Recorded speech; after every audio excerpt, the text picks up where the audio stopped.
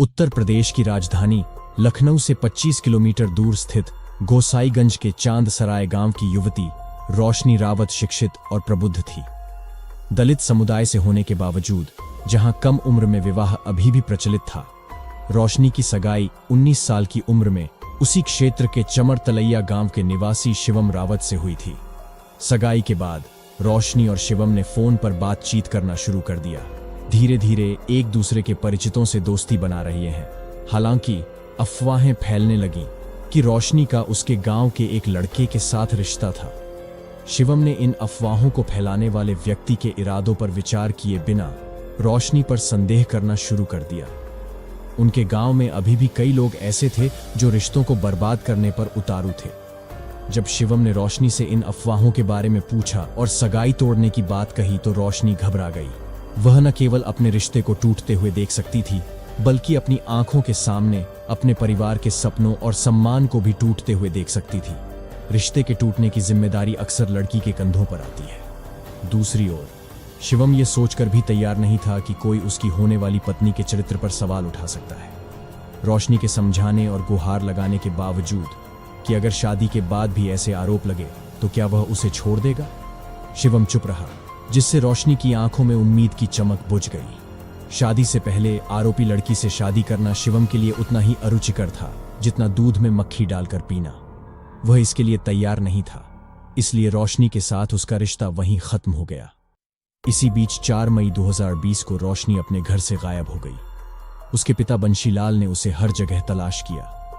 जब रोशनी का कोई पता नहीं चला तो बंशीलाल गोसाईगंज थाने गए और इंस्पेक्टर धीरेंद्र प्रताप कुशवाहा को अपनी बेटी के लापता होने की जानकारी दी। पुलिस और रोशनी के परिवार ने अथक खोज की, लेकिन रोशनी और उसके सामान, जिसमें उसका मोबाइल फोन भी शामिल था, का पता नहीं चला। लोगों ने मान लिया कि वह घर से भाग गई है, लेकिन इस दावे का समर्थन करने के लिए कोई सबूत नहीं था। रोशनी के लापता होने के 6 दिन बाद पुलिस को चमड़तलिया जंगल में एक लड़की का शव मिलने की सूचना मिली। जांच करने पर उन्हें पता चला कि यह पूरी तरह से विघटित हो गया था।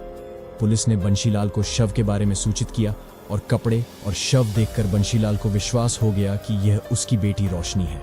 रोशनी की मौत का रहस्य गोसाईगंज पुलिस के लिए चुनौती बन गया।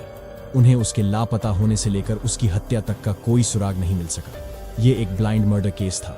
मोहनलालगंज सर्किल के इंस्पेक्टर संजीव मोहन ने इंस्पेक्टर धीरेंद्र प्रताप कुशवाहा को मामले को जल्द सुलझाने का आदेश दिया। इंस्पेक्टर कुशवाहा ने टीम के साथ सख्ती से जांच शुरू कर दी। पुलिस ने रोशनी के मोबाइल फोन को सर्विलांस पर लगा दिया। एक सप्ताह बाद 16 मई को रोशनी के फोन पर शिवम का नंबर एक्टिव दिखने लगा। इससे पुलिस को पुष्टि हो गई कि रोशनी का फोन शिवम के पास था। आगे की जांच में रोशनी और शिवम के रिश्ते के पीछे की सच्चाई सामने आई। अब पुलिस को यकीन हो गया कि शिवम को रोशनी के बारे में कुछ पता है। उन्होंने शिवम को पकड़ लिया और तलाशी लेने पर रोशनी का फोन, कपड़े और घटना में इस्तेमाल की गई बाइक मिली। शिवम ने कबूल किया कि जब उसे रोशनी के किसी और के साथ रिश्ते के बारे में पता चला तो उसने उससे शादी करने से इनकार कर दिया। जब रोशनी ने उसे बेनकाब करने की धमकी देते हुए जिद की तो उसने उसकी हत्या कर दी। उसके शव को जंगल में छुपाने के बाद वह उसका फोन और कपड़े वापस घर ले गया। इस कबूलनामे के साथ शिवम को रोशनी की हत्या और उसके शव को छुपाने के आरोप में गिरफ्तार कर लिया गया।